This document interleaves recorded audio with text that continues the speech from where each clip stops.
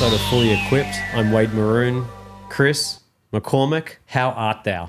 Thou is fantastic. Good. Because we are just a few short days away from getting out of here, going to Carlsbad, going to Disneyland, playing with all the new toys, seeing all the new cool stuff, and just getting to have a grand old time hitting golf balls and not being able to walk by Friday. Yeah, I've got my Hyperize stuff ready to go. Perfect. I also this morning, in a panic, ordered 2 elbow ice pads so I can bring them with me because my elbows are just up shit creek without a paddle. Boy Scout, be prepared. I like it. So I like it. And then, yeah, getting really excited for it. My wife's not excited for it. She's like, you're going for an entire week. But she's got the kiddos with them. But outside of that, it's going to be a lot of fun, man. I'm looking forward to it. I'm really looking forward to it. It's going to be fun. Yeah. I mean, we get to go to all of the HQ facilities and the tour departments and look behind the curtain at basically everything that's coming for 25. And there's a lot of really cool stuff. Yeah. And we're going to talk about a little bit of that later on in the episode. But before we jump into what has hit the USGA conforming list, talk about Nikon. Nikon Cool Shot Rangefinder. Stabilization mechanism is fantastic. The scope is fantastic. It's in my bag. It ain't going nowhere. Guys, go buy it, enjoy it, scope it out, see it, hit the target, and then hit the green and go from there. Scope out the scope. There you go. I like it. But yeah, Nikon, it's a great thing. Go buy it. Nikon.com or fairwayjockey.com. Boom. There it is. Yep. And speaking of booming. Wait, before we go on, I do have to say on. something. I have to apologize to you. So I got a text message from one of my best mates in the world from Australia who actually now lives in Dallas last night, who said, you're really mean to Kris about his shoes. Well, and you are. So, you are a footwear bully. So I just want to say sorry that I'm not sorry, Curtis. I'm going to keep going on with this rampage on his footwear until it gets better. And we had a fun exchange this morning when you showed me that screenshot with me referring to them as my magic shoes. Yeah.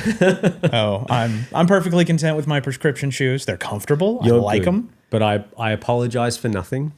And I love and adore you, but I'm going to help you. I need help. I need professional help. And you're the closest thing to a professional I know in the realm of footwear, so we got that going for us. So anyway, sorry, back to that. But yeah, I just wanted to bring that up and let you know that I don't apologize for that. That's fair enough. By the time this episode comes out, I will have already gone through and tested the new Bridgestone 200 series irons. Yep. So I got these a few weeks ago. Been doing some testing. Threw up just a short little sneak peek at them on my Instagram. And when I was doing some testing, I was really pleasantly surprised with how well I hit the MB. Though I haven't been an MB player for quite some time, but going through, they've got 3 different models coming out.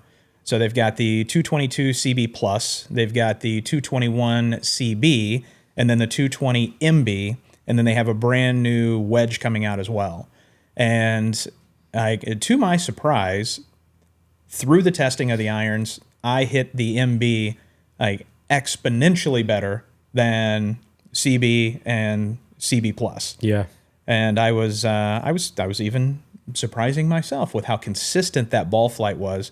Because I don't consider myself a good ball striker by today's standards, but I would say that I'm better than average for iron play, but I wouldn't call myself good. Yeah. And that MB was awesome. And you usually split your set as well. Do you split it at 7-iron or 6-iron? Depends on the set. Like your current set, I think you've got the 230s and then you got the blueprints, the right? Blueprint S. Is that a 7 or is that a 6 that you split I've got the 230s in 4, 5, 6, and then go into the Blueprint S at 7. And I think the Bridgestone that you had, because I hit them as well and they felt really, really good. Actually, a lot. I've never hit a Bridgestone club before, but it surprisingly felt great and easy to hit. But do you think there was a big difference between the 236 iron that you've got versus this thing? One is forged versus one is cast? Feel-wise, definitely a little more responsive, more feedback. I had a little more control with the Bridgestone as far as being able to shape shots. The thing that I noticed was the 230 for me, higher launch, a little bit higher spin, so obviously gave me more control and stopping power coming into the greens. But the Bridgestone, I was really, really happy with look, sound, feel. Would I put it in the bag? Definitely need some more testing outside just to see kind of what turf interaction looks like. Totally. But it checks all the boxes in the bay for numbers that I would be ideally looking for. Just haven't had a chance to take them on the golf course yet. Of course. Which, now that the embargo's lifted, I absolutely want to take them outside and play with them and get them dirty. Yeah. But I mean, all in all, initial testing with them and the consistency that I saw with them, Bridgestone made some great product. Who forges Bridgestone? Though I don't know. It's a Japanese forging. Right, but is like Enzo? Is it? I'm not sure. Okay. With this being brand new and the first offering they've had in the last few years, I have not asked that kind of techie question of where are these coming from? Yeah.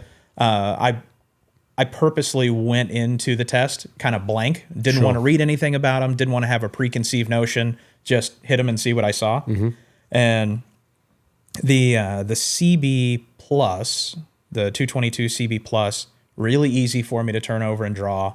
But little larger blade, heel to toe, a little more offset, and definitely faster off the face than the other two, as you would expect, kind of in that category. I was definitely more of the CB MB combo guy. Nice. So I want to get them outside, want to hit them off the grass, want to see what they do, but worth future testing for sure. They look great. They look great. They felt great. I liked it.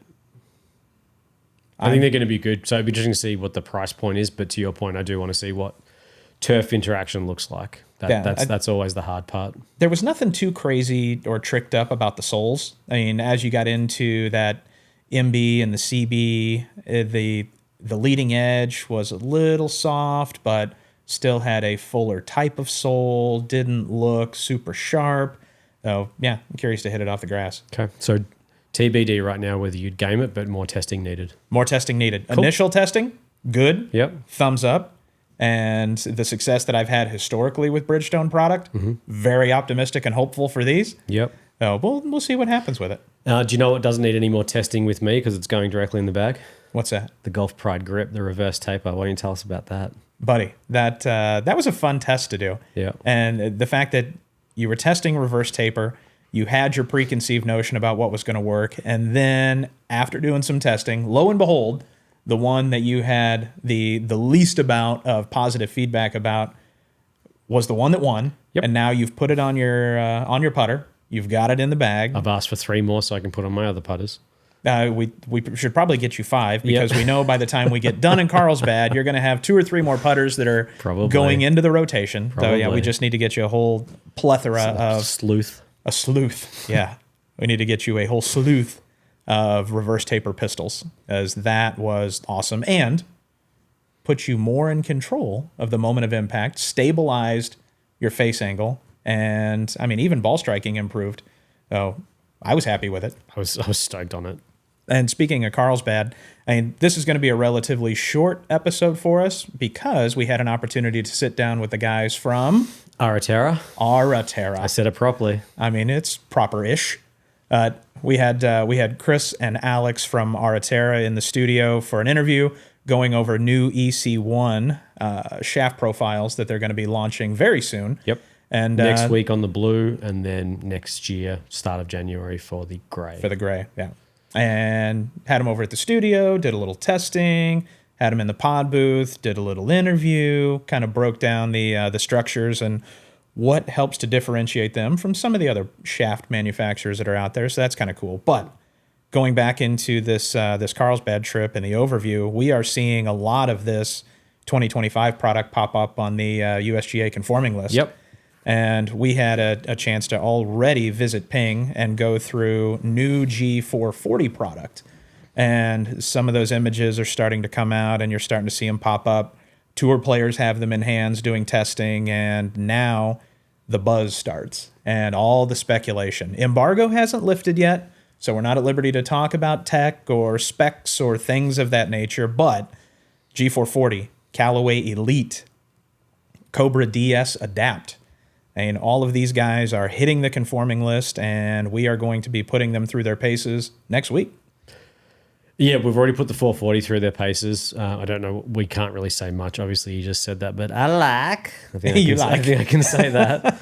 But so next week, which should be really good to be able to put everything else next to that in my brain, like put it all together and see which one I want to go with and what have you. And but yeah, it's going to be great. I can't wait to see how everything performs. The other thing I can't wait to see when we go to Carlsbad is the different philosophies on how people want you to think about your, not just fitting, but what you want out of your club. For sure. You know, do you want spin? Do you want distance? What do you like to see? What kind of ball flight do you want? All of that kind of stuff. So I'm interested to see day by day what that different philosophy looks like in those conversations with their master fitters and what have you.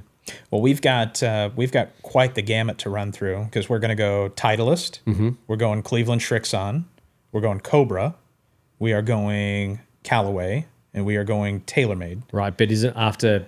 Are we doing Fujikura as well? We are, yeah. And we're KBS maybe.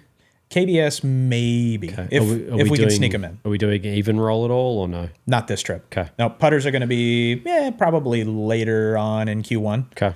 Oh, I want to get the meat and potatoes taken care of in the driver fairway hybrid iron category, and then we'll do a putter specific section for later on in Q1. Nice. There's some cool putters coming, and I mean.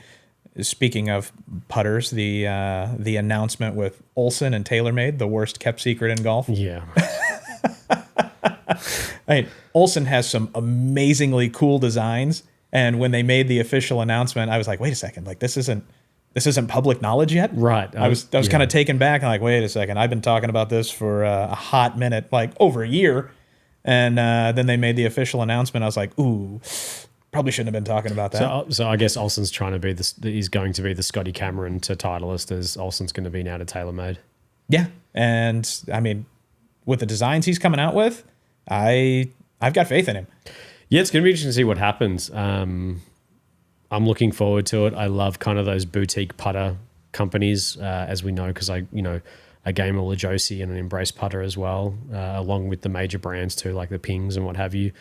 I did get my Ping putter, by the way. I picked that up end of last week. So I haven't really had time to test it yet just because we've been busy with Black Friday, Cyber Monday, and life with Thanksgiving and all of that happened. And happy Thanksgiving, by the way. Yeah, you almost, it feels like it was so long ago. I know, but it was only like 4 or 5 days ago. But yeah, so really excited to see what he does. Also excited to see if he does anything to the Spider.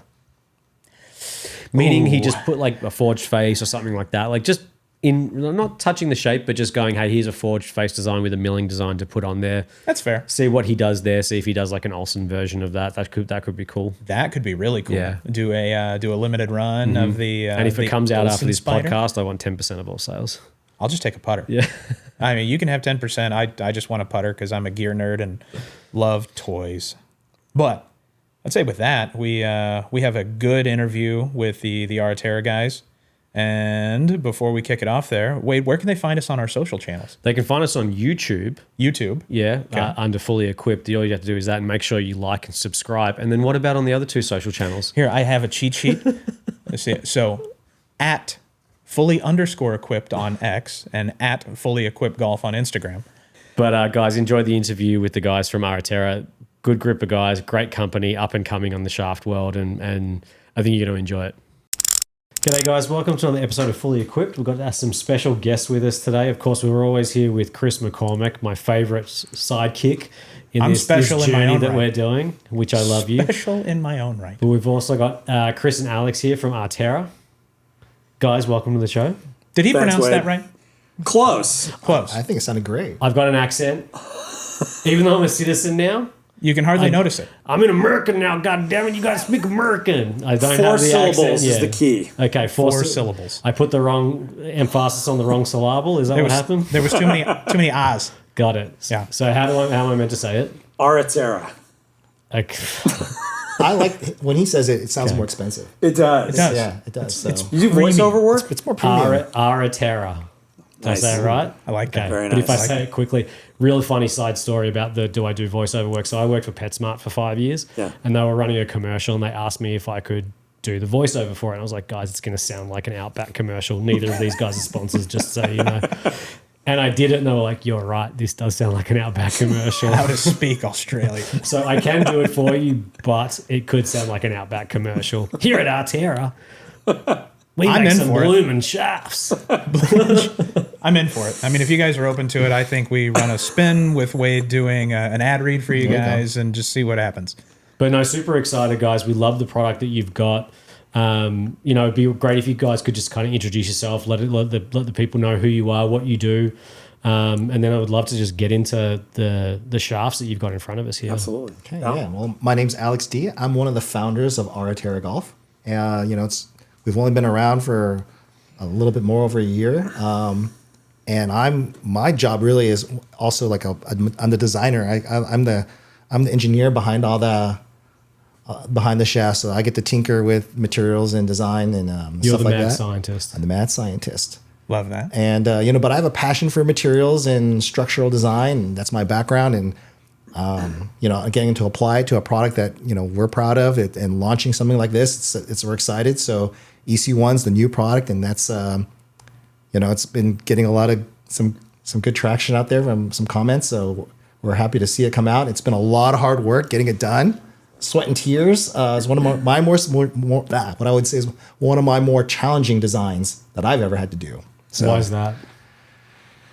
Conceptually, right? The idea of I'm not sure if we're out of order, but the idea that this shaft is coreless, meaning that this idea that there was in the older designs, the bias plies are all in the middle of the shaft and kind of like, or put on first, on the tooling, so they're kind of like they're in the smaller diameter parts of the shaft.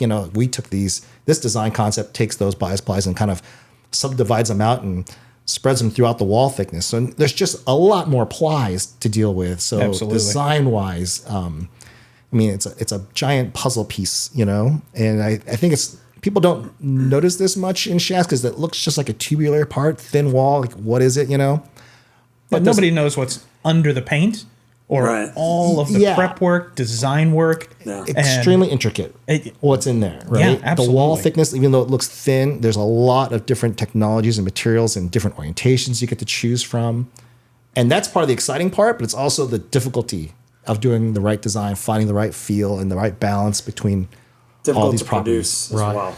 And then when you say all of these plies, what does that actually do? Like the beauty of this is, we can talk about the tech and all of that kind of stuff, but what does that actually do for the golfer out there? Well, the plies is about tailoring the structure, right, the way you want it.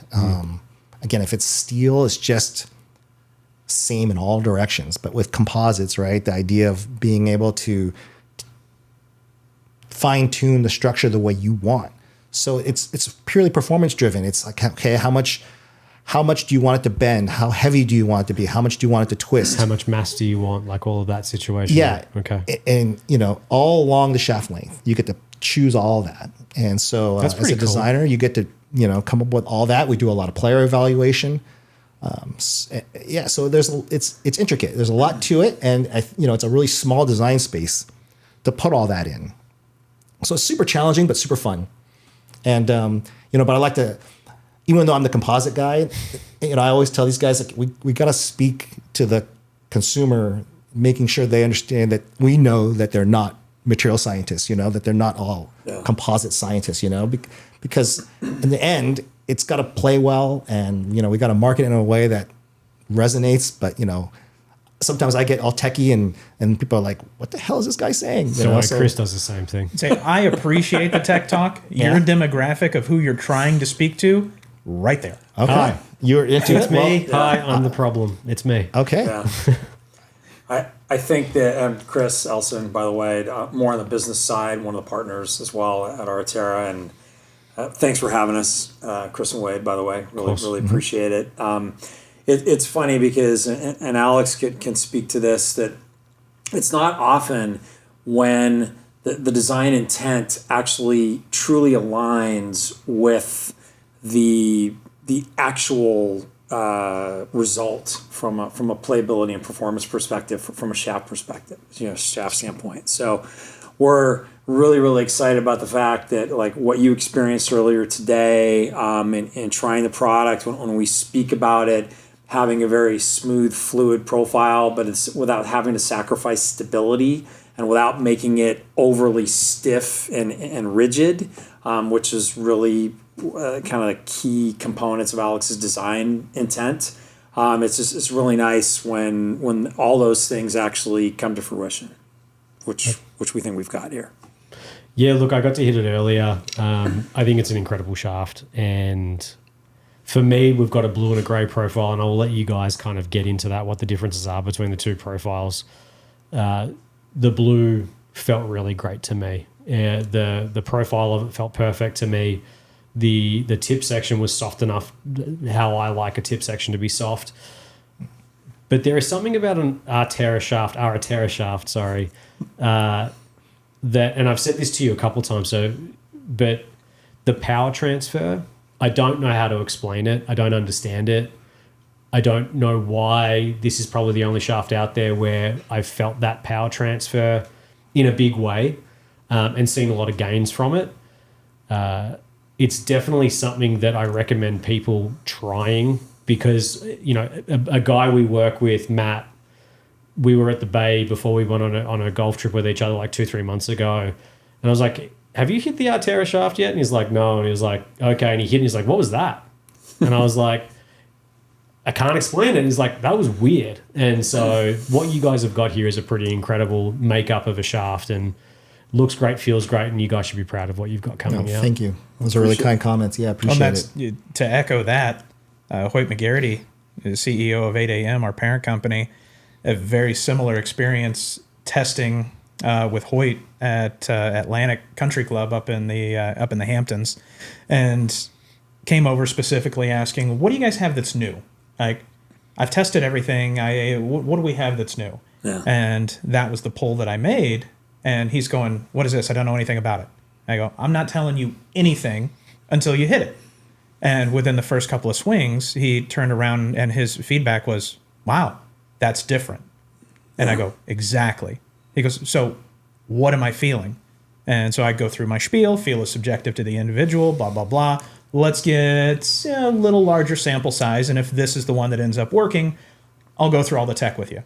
Yeah. So he hit, if he hit 10 drives, he hit 50 drives. Yeah. And just absolutely frozen ropes.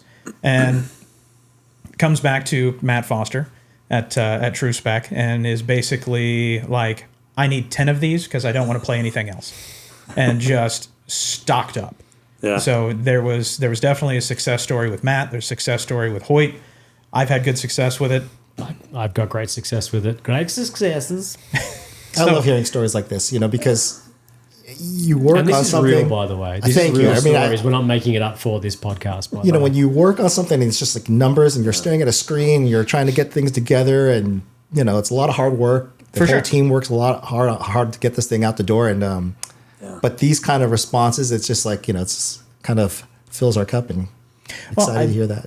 I like the approach that you have two different profiles between the blue and the gray, and you don't necessarily differentiate them into a particular demographic or launch profile.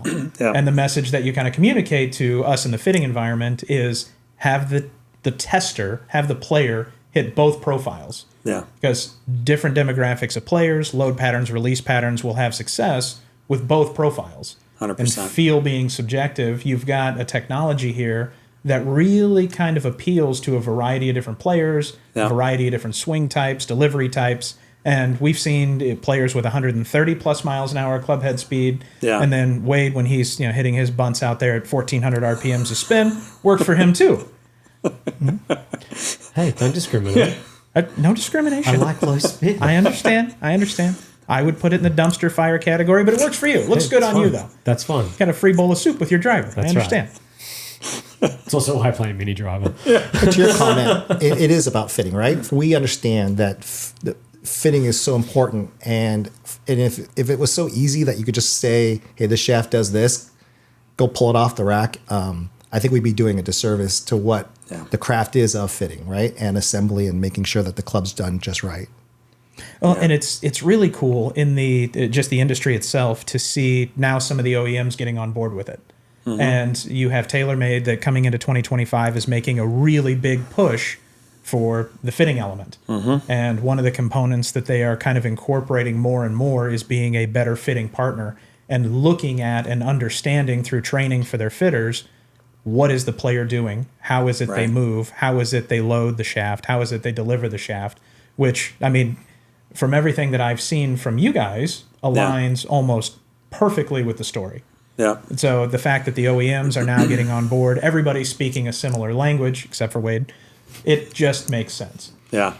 We're really, our whole business model from how Alex designs shafts or even to the cosmetic is really geared towards enhancing the fitting experience for the fitter as well as ultimately the consumer as well. And, you know, we talked about the fact that structurally these shafts are the same in the blue and the gray EC1 profiles between the butt section, the midsection, with the tip section being about 7% firmer in the gray profile.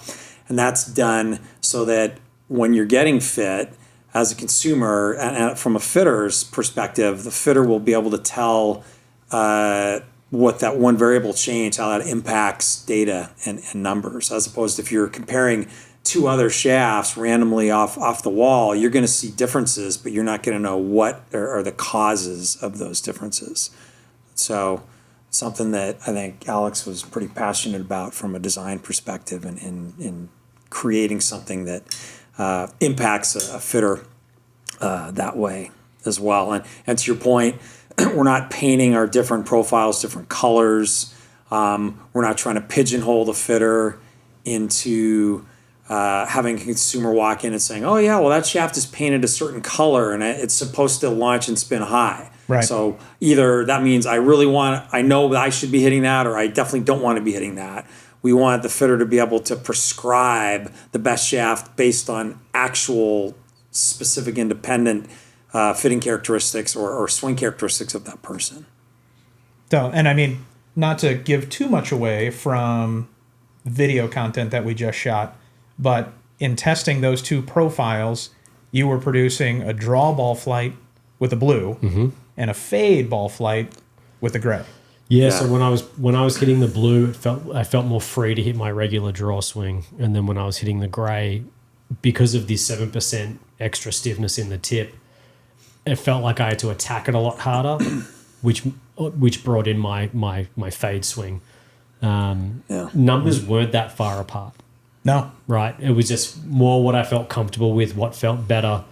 I would say like playing 18 holes, I'd prefer to play a draw swing and not have to attack the ball every single time I'm going off the tee box, just for body preservation more than anything. I feel that. Sure. But outside of that, it is definitely both of the shafts felt great and performed really well.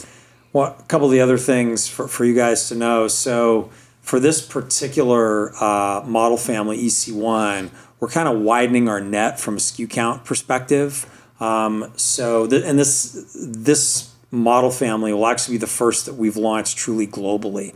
So partners in Asia and Europe will be offering these products, and we'll have them in sub 50 gram weight offerings, 45 gram weight offerings as well. And I think that there's some unique fitting opportunities out there, especially in those lighter weight categories, because these shafts are so stable.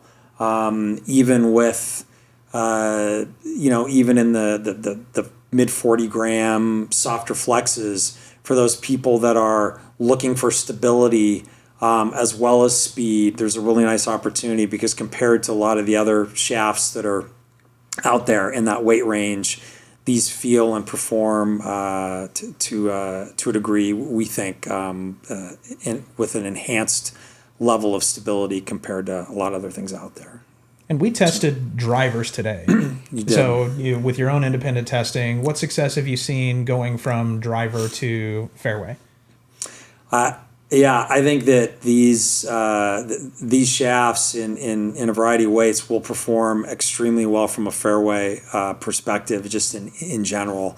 I'd say the unique combination of what Alex has designed with the with a more compliant or more active midsection really helps to kind of activate the shaft from a delivery perspective. And although we don't talk about launch and spin a whole lot in terms of specifying what it is for either of these particular profiles, I can tell you that in general, you're going to get some nice launch numbers that will definitely benefit from a fairway perspective as well as driver. And so, I mean, just kind of a follow-up question to that. For the gearheads out there, we have a tendency to kind of understand bend profile and kind of how it lends to overall performance. But for the Wades of the world that might be relatively new to the gear space or that rely on results, feel, and I see this, I like this, or I see this and I don't. If you're looking at just the overall design and structure of a shaft, kind of explain to us, what does it mean when you have a softer midsection compared to handle section or tip section? What are you objectively trying to get out of making, in this particular EC1 profile, the midsection softer? Well, first of all, like it is a widely accepted profile. Like we've seen a lot of adoption of that profile used in fitting. And so it's something we wanted to attack. And one of the problems, of course, of that type of profile is that you can get kind of sloppy with it. The kick could be a little bit inconsistent, et cetera. We've built a lot of stability into that, right, to kind of fix that kind of problem.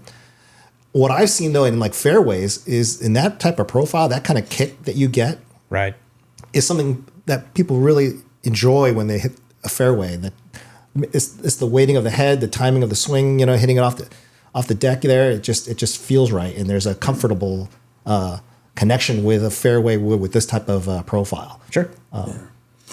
Yeah, so we talked about that a little bit before when we were hitting balls. So in speaking to your question on more of a compliant or active midsection shaft, the benefits to that again are a more of a fluid, smooth feeling profile. But the challenge is repeatability and consistency of centerness of contact. And so Alex's coreless design, which essentially pushes layers further out towards the outer circumference of the shaft that help to control torsional resistance to the shaft, are more impactful. And so you get that nice benefit of stability combined with fluid feel without resorting to making the shaft overly rigid. And what's your guys' take on stability, right? So if someone was to ask, what does stability mean to you at Aretera? What does stability mean to you at Aretera? I mean, to me, it means an ability to find center face easily. It means that you have a sense of knowing where the head is going into impact. It means also that if you can't and you hit off center face, the penalty isn't as severe. Right. That's actually a great point, because when we first started Aretera, and even with this design, I think our initial intent was, all right, we want to make better shafts for better players. That's kind of what we were thinking, who we were going to be initially. But the irony is, with this shaft, with EC1, what we're seeing, as we've seen with other shafts that we've produced as well, that actually the real benefit, the most benefit, is on off-center hits with this shaft. We see a tightened dispersion spin window, both horizontally and vertically, with this shaft on off-center hits compared to a lot of other shafts that are out there, which kind of by definition will be more beneficial for people that need help. Sure. and aren't always squaring the club face. So I guess we ended up, even though by intent trying to make shafts for better players, it may even see more benefit for folks that are a little higher handicap as well. And I think stability also, to me at least, it means that we're getting those benefits that we just talked about, but we're not doing it through just throwing stiffness at the shaft, because I think that's low hanging fruit. It's a real simple solution to say, well, yeah, how do you make that more stable? We'll make it like rebar. And you can do it. It'll work, right? I just think it feels terrible, and it's hard for people to enjoy the game of golf. Maybe the ball flight looks great and everything, but it just feels terrible. So what can we do to fix that, right? How can we engineer, put more thinking up front, choose the right materials, do the right design so that you can still have that stability, but it not have to be rebar, right? So you'll see local reinforcements in certain spots that are giving us the stiffness that we want, but letting other places have some active and feel to it, right? So, and to your point, someone asked, how do you get something? What does it mean to be mid-soft, or how do you get these difference in stiffnesses? I look at the shaft. I divide it in, under the grip into 3 zones. So you could kind of think about those 3 areas, whether it's a tip, mid, or the butt section, under the grip, and or beneath the grip. It's hard. And you can stiffen each section independently. That's the beauty of composites, right? And you could put different types of stiffness of fibers in different locations. You can terminate plies in certain areas.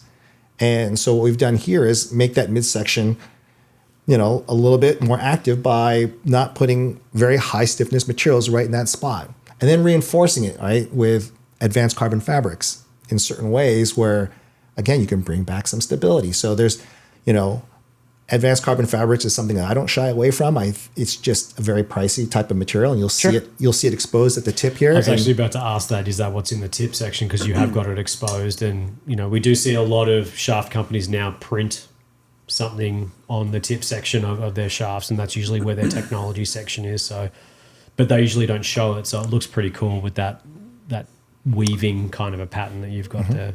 I like any kind of visual tech that you can see kind of what's going on under the hood without looking at a raw shaft without any graphics on it.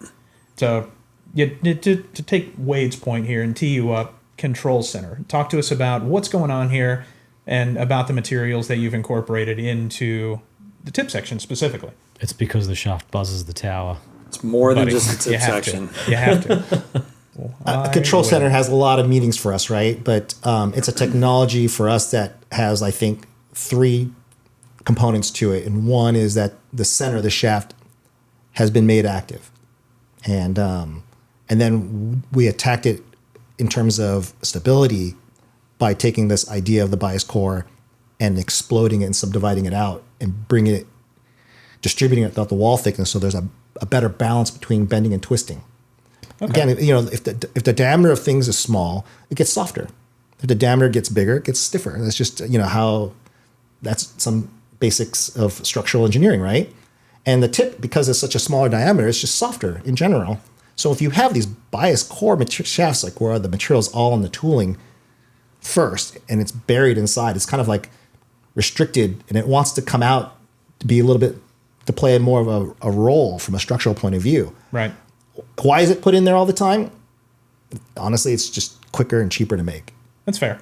Right? It just takes more work to put them and spread them out. And on top of that, we have these advanced carbon fabrics in multiple locations and in different orientations. And one of them you get to see at the tip side at 45 degrees, right? And that's not just any type of fabric. That's a very high mod carbon fiber. And it's put there specifically because that's where a lot of deformations take place on off-center hits, et cetera, right? And it's there to control it. And so there's a bit of power involved in transferring the energy of your swing and the head to the ball, even on off-center hits, by having that stability there. And it's exposed. And, so Control Center, controlling the center of the shaft, controlling the center of the fairway, controlling a lot of things there. And that's a tech. Absolutely. And so what you're seeing here, what we call power grid material, is a woven fabric. So to Alex's point, this is a lot more than just window dressing. And there are actually some other strategically positioned places in the shaft that this material lives, not just here in the outer portion of the tip section. I was about to ask, how far up does it go? I'm not asking you to peel the curtain. I'm just asking, is there more of it in there? And the answer there is yes. There is. It would be in the midsection. Okay. Because we're controlling the midsection of the shaft. And what is it about fabrics, right? And I like to always give this example. In composites, you have unidirectional, which means all the fibers are in one direction, and that's great because you can control them layer by layer. In a fabric, the difference is now they're woven, and you have this over and under, a structural thing going on, and it's like your shirt that's been woven in 2 directions, and it's integrated all together. It's not like a curtain of beads where they're all separated, and you can walk through it by just separating them. Right. In this case, these are all over and under and tied together. There's no glue in this shirt holding it together, right? It's just over and under. So when you pull on it on one side, you're distributing forces of this pull all over a wider area. And so the idea of fabrics in a shaft is taking stresses and loading conditions and distributing it over a longer portion of the shaft. So you're activating more of the shaft. I love that explanation. It's really cool. It's honestly the best way it's been explained to me, to be honest. Because the visual guy, just so I get it, resonates, and it's like, oh yeah, that makes sense. It's like when you're talking about fibers and the construction of any type of fabric material versus something that is unidirectional. It just goes one way, and it's easier to separate. Also makes more room for foreign materials through the production process of resins and glues, paints and adhesives and things of that nature to get in and compromise the integrity of the material. So take it a little techie for you. Mm-hmm. You do you, boo. It's also very expensive. And we've talked about expensive a couple of times and talking about premium materials and things, but I was really surprised to hear at retail what these are coming to market at when they do launch is pretty much in line with a lot of other premium offerings out there.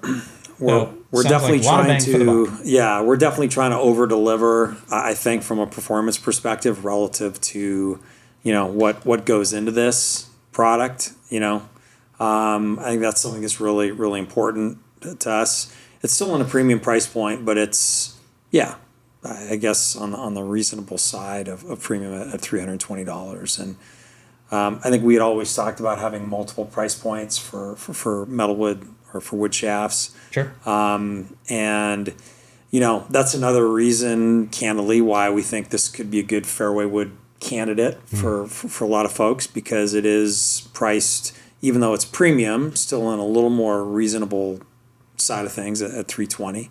Oh, definitely. With the shaft matrix that we offer, True Spec, Fairway, Jockey, I mean, that price point, anywhere between that $300, $350 range is pretty much sweet spot. We sell shafts at $850, so exactly.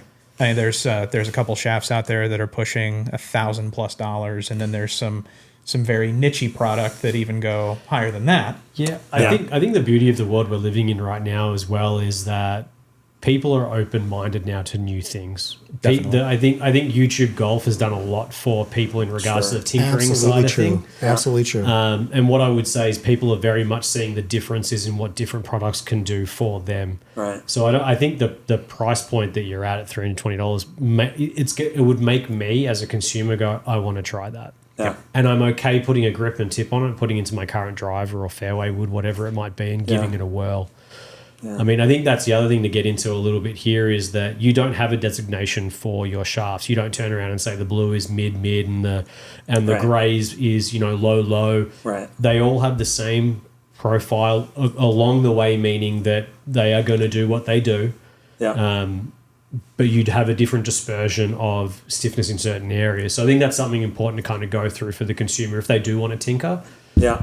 Like hit the mic. But if they do want to tinker, like which way do they want to go? How to think about it in regards to when they're looking at. So if they're on Fairway Jockey and they're looking at the shafts, which way do they want to go? Which ones do they want to go with? Not everyone has the luxury to go hit them before they buy them. Right. Yeah. I mean, I would say that we always recommend, if people can, to go get fit. Sure. At a True Spec or similar. That being said, we also recognize there are some people that feel like, okay, yeah, I know my swing and I know what I think I want to try. So there's, from that perspective, probably people that are launching or want to keep spin down would most likely probably move towards the gray just because it is firmer in the tip section. Yeah, sure. We, and for people that are looking for a little more help launch and spin would probably migrate towards the blue. But we can't strongly recommend enough trying to get fit. Sure. Really, just because you don't know. I mean, my son-in-law is a perfect example.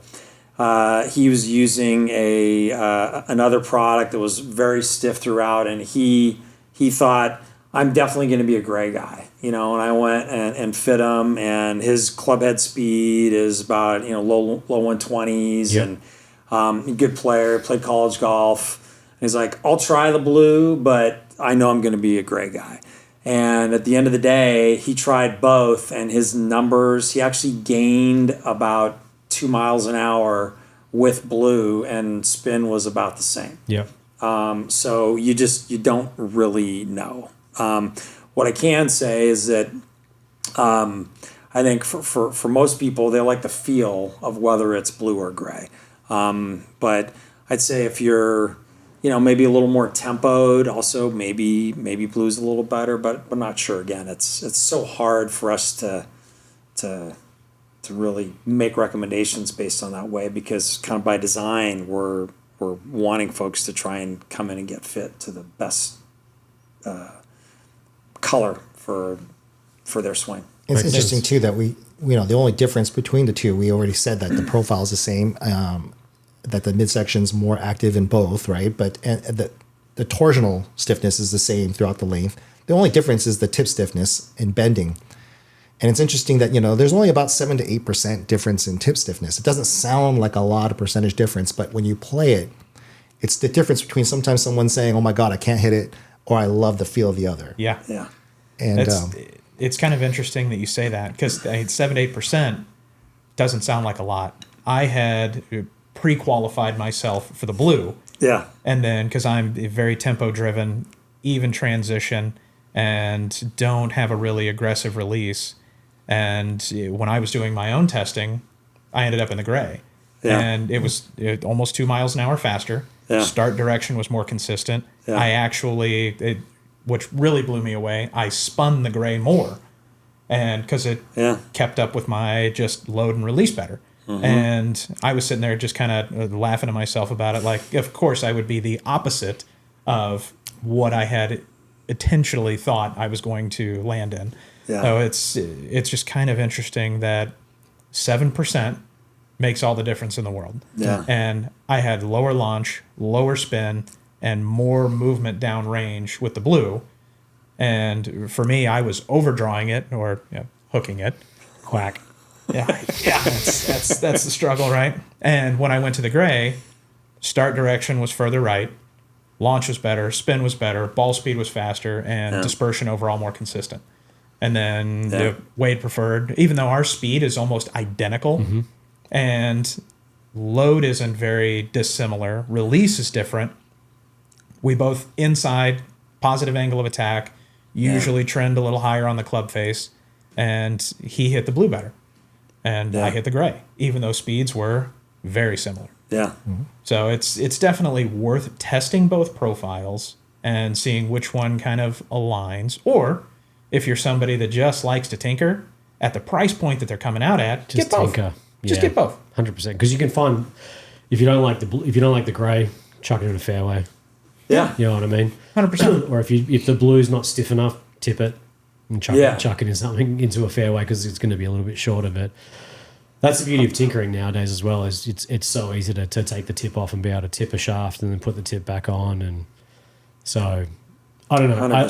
I love to tinker. I love to play. And I've said on an earlier show that I'm in a different shaft right now with the GT driver that I'm playing. But with this new version of it, this is definitely something in the blue that I want to put in the GT and test and muck around with and see how that goes. Yeah. And I can definitely see that taking its place. I think the biggest thing is, and I said this earlier to you guys in the day, I think there needs to be kind of a scale, right, where you turn around and go, would you game it? Yeah. Do you like it? Would you recommend it? Like, which way would you go? This to me is something that I would game and recommend at the same time, which I think is a big thing, because there's certain shafts out there that are great, but I wouldn't game it. Yeah. Appreciate that. So I think that's a really big distinguishing thing that you've done here. And I'll also say that it's back to the earlier story, like about Hoyt and Matt, and I was talking about that power transfer. Yeah. Just try it for fun so you can feel that feel, because it's so hard to explain. It is. Like it's odd, and I don't get it, and I'm not going to peel the curtain back because I don't know how to, but I just highly recommend it. But yeah, otherwise, I think you guys have made a great product. I think what you guys are doing is really, really cool. I can't wait for these to release. I know the blue's releasing really, really soon, and the grey is going to be releasing at the start of next year. Yeah. I think you guys have made a fantastic product. And I can't wait to see what this does in the market, and then I can't wait to see what else you guys have got coming out. I had one other question before we wrap up. You were talking about tipping, and that immediately begged the question for me, like, okay, so we have this high-end fabric material incorporated into the tip section. Is there still a parallel section that you can fine-tune by tipping? Yeah. There. Okay. There's about 2.5 inches of parallel here. Okay. And you could probably go just a little bit beyond that if you wanted to. That's good to know. Yeah. Yeah, that's, I mean, For a driver, that's a lot. A lot of shafts, you get about a 3-inch parallel section, but most of the shafts out there don't have this Technology fabric sitting material. there, yeah. Exactly. Yeah. So that got my tech nerd brain going like, well, I wonder if I could tip it, and if so, how much? Yeah. Oh, 2.5 inches. 2.5 inches? No, actually, More than I'm used to working correct with. myself. It is 3 inches. It is 3 inches. Yeah. Okay. I mean, you made it. Because I think in millimeters, and I had to convert. So I'm like inches, millimeters? No, it is 3 inches. Millimeters, we're not that precise. Take all the inches I can get. That's a different story, guys. I am grateful for the comments you guys have made, though. It's something that we're excited about. We're passionate about what we do, and we just when we hear these kind of things, it's fantastic. We can't ask for more than the customers to try it. That's all Sure. we want. We may not always win every fit, but we think we have something that feels different, should perform different, and hopefully fits easily. And if they gave it a try and can experience what you guys experienced, that's fantastic. Yeah, to that point, it might not win every fit, but you'll definitely walk away thinking about it a lot more, going, Yeah. do I need it? Yeah. You know what I mean? Absolutely. And there's certain products that once they gain a little traction in the marketplace, people come in and specifically ask about them. Not necessarily because they need them, but because they want to try them. Yeah. And we see it every single day. Hey, my buddy did this. Hey, my pro recommended this. Hey, I Sure. saw this on YouTube. Or I heard Wade talking about it and butchering the name on a podcast. And I just want to come in and try it. Aretera. Very nice. good. Wade. Very Yeah. good. Very good. That's But I do prefer gold my stuff. pirate version. I like it. Aretera. It works. Either way. Yeah. Especially when you hit it. Aretera. That sounded like a sneeze. I apologize. Oh, we're off the rails. I like We're that. so off the rails now. But no, guys, I think you made a fantastic product. Thank you so much for coming in here and chatting through it. Thank you for letting me hit it earlier so I can talk through it as well. I love to hit and talk through things. So, because I am, as much as I understand the tech, I am such a feel person. Yeah. And so the feeling of these felt really, really great to me. Thanks, Wade. But thank you so Appreciate it. much for coming. As I said, the blue will be available in a week or so, and then the grey is going to be available start of January. Yep. So, Absolutely. anybody wants any information, website that they can visit, social channels that you guys have hanging out? AreterraGolf.com. AreterraGolf.com. Yeah. Instagram, Facebook, All the LinkedIn, things. All the Yeah. handles. all the handles. Well, perfect. Well, with that, Alex, Chris, thank you guys so much. Yeah. Thanks, Chris. Wade, thanks for having Wade. us. Thanks, guys. Appreciate it it. very much.